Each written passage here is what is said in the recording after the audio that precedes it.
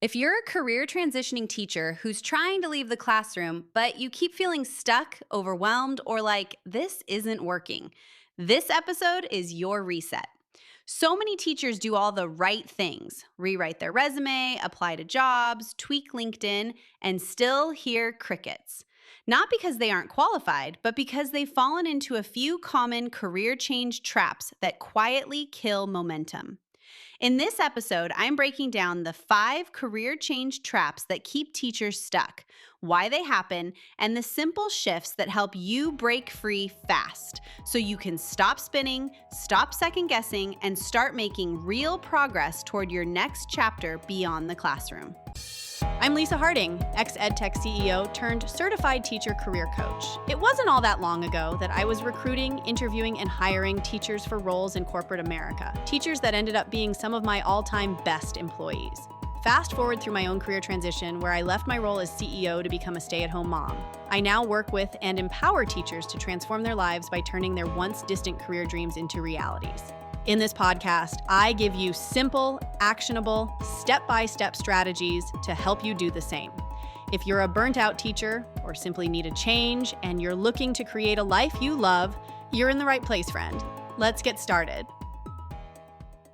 Hey friends, welcome back to Beyond the Classroom. I'm Lisa Harding.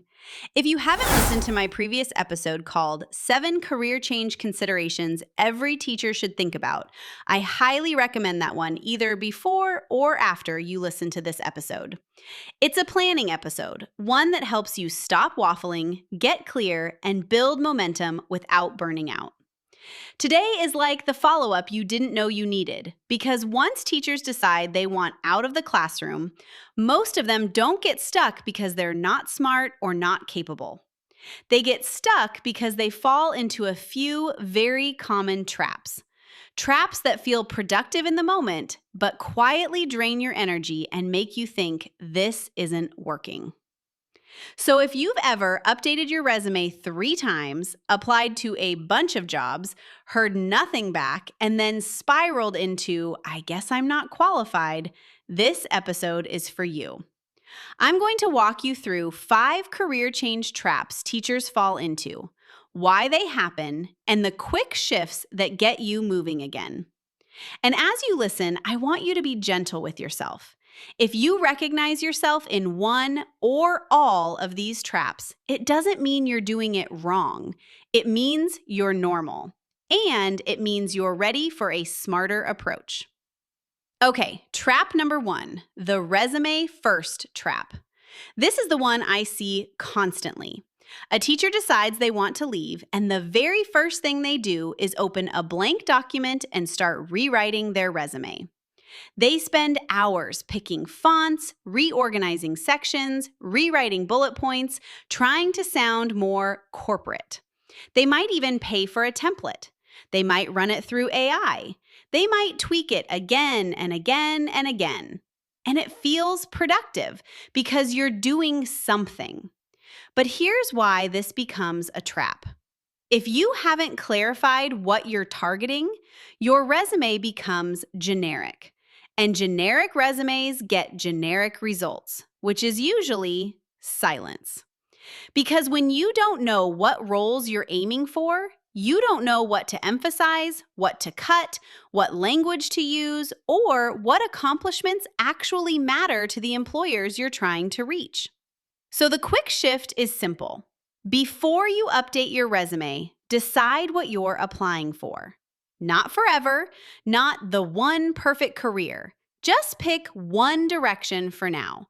Choose a lane, a role type, a general category, something like customer success, learning and development, project coordination, instructional design, operations, HR, whatever fits you. Then and only then, your resume becomes powerful because it's built with purpose. Your resume isn't a biography. It's a marketing document. It's supposed to make a case for a specific next step. And if you're thinking, but I don't know what I want yet, that's exactly why the last episode matters so much. Those 7 considerations help you choose a direction without needing all the answers. Okay, trap number 2, the I need permission trap. This one is sneaky.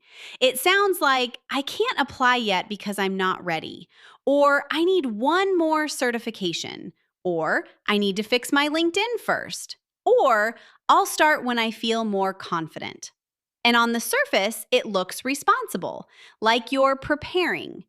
But if you've been in this trap for more than a few weeks, what's really happening is you're waiting for a feeling that doesn't come until you take action.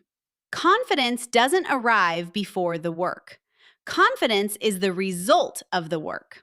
So here's the shift. Stop waiting for permission. Choose progress. Make a small commitment, something you can do in a short window of time, even with your teacher schedule.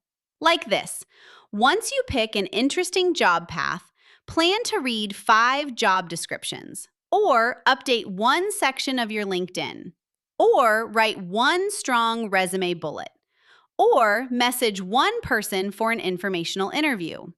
Not because you're ready, but because you're practicing. And I want to tell you something that might be comforting. Most people who successfully transition didn't feel ready when they started. They just started anyway, and the readiness caught up. Trap number 3, the I'm behind trap. This is the comparison trap, the one that makes you feel like everyone else is ahead of you and you somehow missed the window. Maybe you see former teachers on LinkedIn announcing a new role and you think, how did they do that? Or you see someone say they transitioned in 60 days and you think, what's wrong with me? Let me say this clearly. Comparison will destroy your momentum faster than almost anything. Because when you feel behind, you rush. And when you rush, you skip clarity. And when you skip clarity, you apply to the wrong roles, you get rejected, and then you feel even more behind. It's a loop. So here's the shift. Trade comparison for data. Instead of saying, I'm behind, ask, what is my next best step this week? Instead of saying, it's not working, ask, what feedback am I getting? If you're not getting interviews, that's not a character flaw, it's information. It usually means you need to adjust your targeting, your resume, your LinkedIn, or your networking strategy. You're not behind, you're building a process.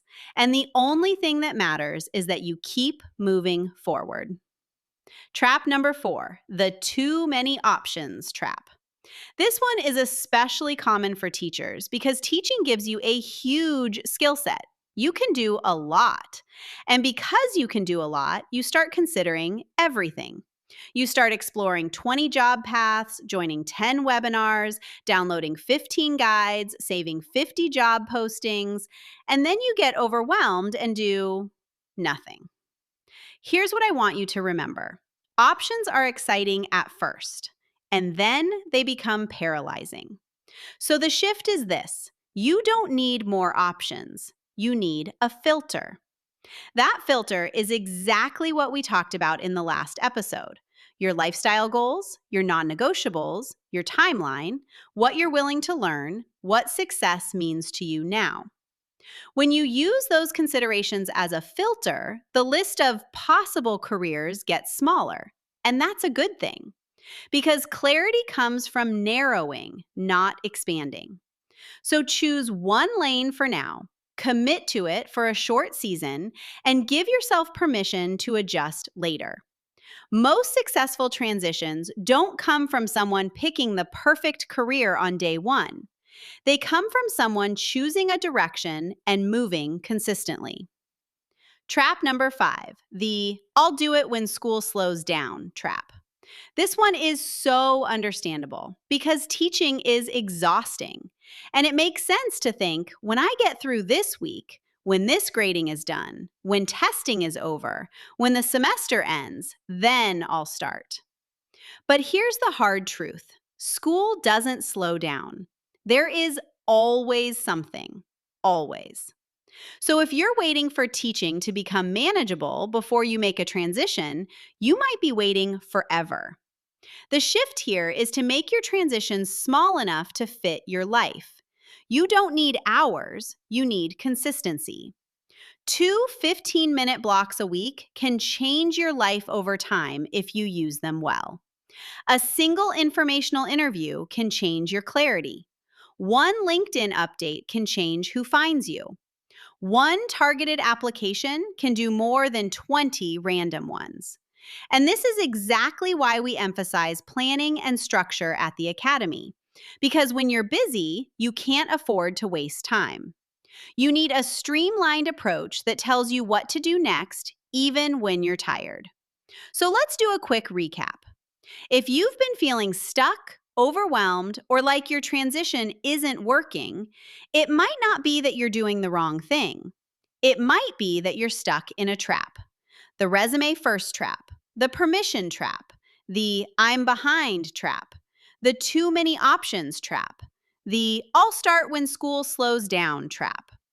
And if you recognized yourself in any of those, here's your next step. Go back to the planning episode, 7 career change considerations every teacher should think about, and listen again with fresh ears. Because those 7 considerations are not meant to slow you down, they're meant to speed you up.